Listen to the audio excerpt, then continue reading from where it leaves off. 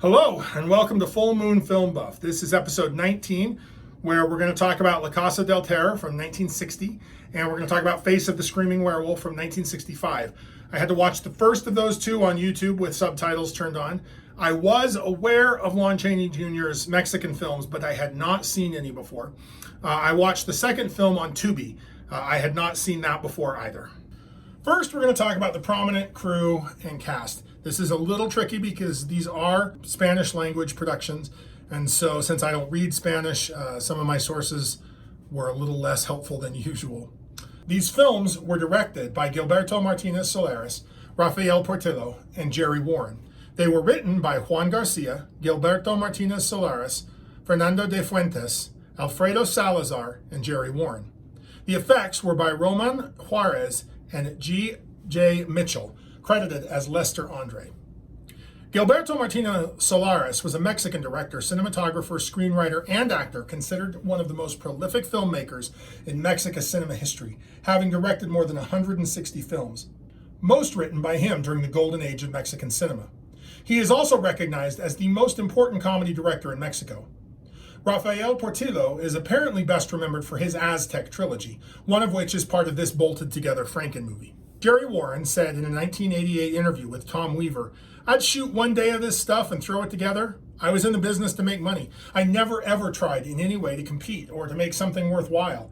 I only did enough to get by so they would buy it, so it would play, and so I'd get a few dollars. It's not very fair to the public, I guess, but that was my attitude. You didn't have to go all out and make a really good picture." The New York Times described Fernando de Fuentes as the Mexican John Ford and said he was by far the most talented filmmaker of early Mexican sound cinema. The cast includes German Valdez as Casimiro, credited as Tintan, Yolanda Varela as Paquita, Lon Chaney Jr. as La Momia, El Hombre Lobo, Ira Beirut, I know I'm pronouncing that wrong and I'm sorry, as Professor Sebastian, aka Professor Janning, and Rosarita Arenas as Ann Taylor. German Valdez, known professionally as Tintan, was a huge comedian and singer in Mexico. Interestingly, he helped popularize the subculture of Mexicans living near the U.S. border, both in speech and dress. We'll discuss Lon Chaney Jr.'s appearance in this film later. Rosita Arenas was born in Venezuela and was considered one of the divas of the golden age of Mexican cinema. Please, I beg of you, let me take the hit here. Neither of these are good movies. They are both low-budget, silly affairs with nonsensical plots, often dark and out-of-focus shots, long stretches without dialogue, and are just bad movies. Not even necessarily in the so bad they're good kind of way. Though La Casa del Terror is the better of the two, on top of that, they're both really hard to track down. Do not waste the time and effort. So, they're bad. Aside from the fact that I made a commitment to myself to see every single werewolf movie I could get my hands on, what makes these movies worth talking about? Two things: Lon Chaney Jr. and why he's here, and the concept of the Franken movie. Jerry Warren bought two movies, La Casa del Terror and La Momia Azteca. He cut them into their composite parts, strung them together into a whole new story, if you can call it that, and added a few shots to try and connect them together. We're going to talk more about that process after the synopsis. So, we've got two movies to cover. I'm going to go fast. I don't want to waste a lot of time on this. First, we'll review La Casa del Terror. Casimiro, night watchman at a wax museum of horrors, has been frequently napping on the job because his boss, Professor Sebastian, is draining a lot of blood from him almost daily to use in experiments on reanimating corpses, experiments that are conducted in his laboratory secretly connected to the wax museum. The mad doctor's attempts have failed so far, and the bodies are covered in wax and then placed into the museum to conceal his crimes. The professor learns a preserved mummy has been found in an Egyptian sarcophagus. The professor and his two henchmen steal the mummy and return it to his lab. They fail to revive it. They are bad at mad science. Later, during a storm, a bolt of lightning provides the surge needed to revive the dead man. As he regains awareness, the full moon shines on his face, and the resurrected corpse transforms into a werewolf.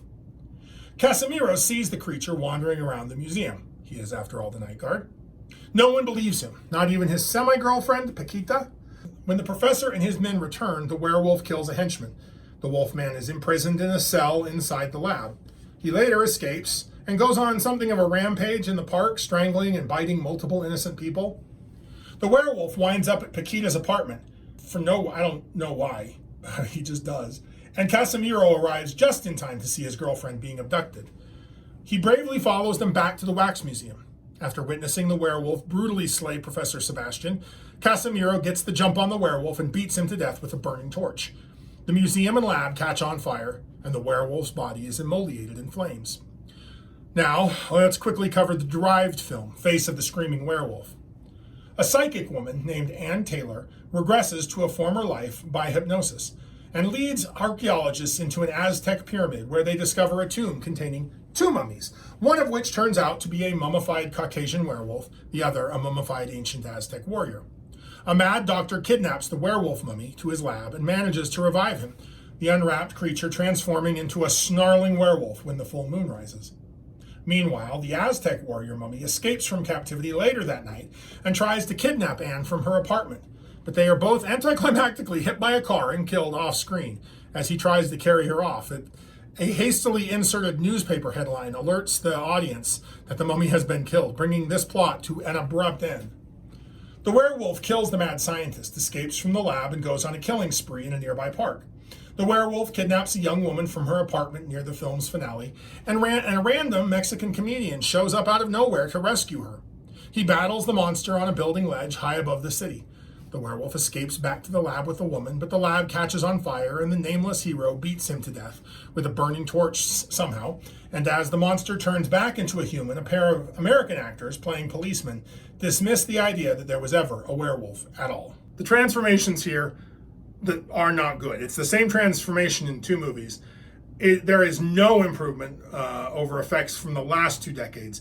This is as low budget as you can get, and it looks it. Additionally, there's not a whole lot of werewolf lore here. I guess it adds the mummified werewolf thing.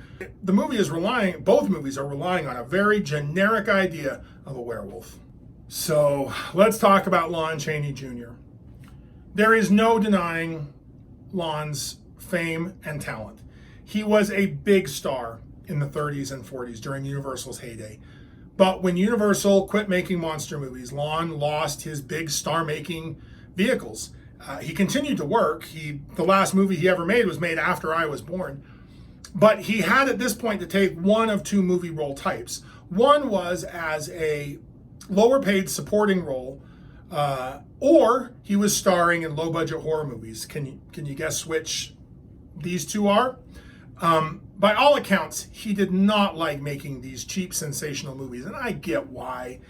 They had to remind him of the glory days and were stark reminders that glory had passed. He still had to sit in the makeup chair just for less money and less acclaim. I would be put off by this as well. He did them because they were steady work and they paid, and he wanted to get paid. But this is the last time that we're going to see Lon Chaney Jr. in this project. He did continue to work until 1971. And I feel bad. I'm probably going to go back and watch Lon Chaney Jr. and anything else just to kind of wipe the memory of this out of my head. This is as good a time as any, however, to point out that while Boris Karloff, Bela Lugosi, and Lon's father, Lon Chaney Sr., all have stars on the Hollywood Walk of Fame, Lon Chaney Jr. does not. His descendants are trying to raise the money to submit an application to get him a star, which I am wholeheartedly in support of.